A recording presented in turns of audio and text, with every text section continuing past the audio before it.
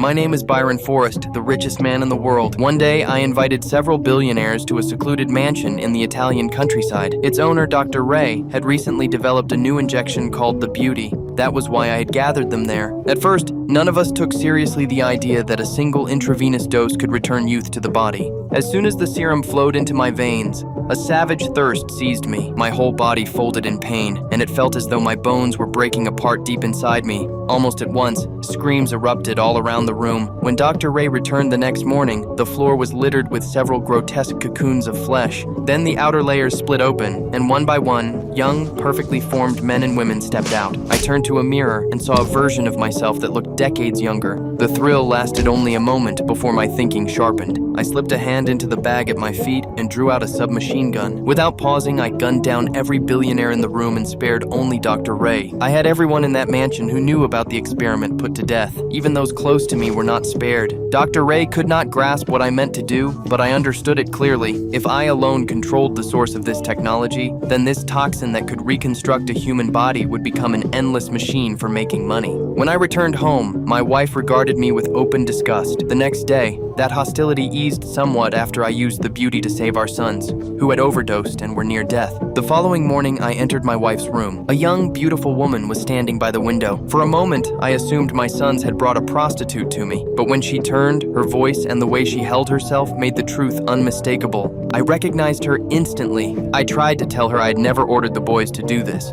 but she was convinced my influence had taught them that perfection justified any cost, no matter how extreme. She despised what had been done to her. Before I could stop her, she snatched up a shard from a broken vase and cut her own throat without hesitation. Blood sprayed across the room, and I stood there unable to move.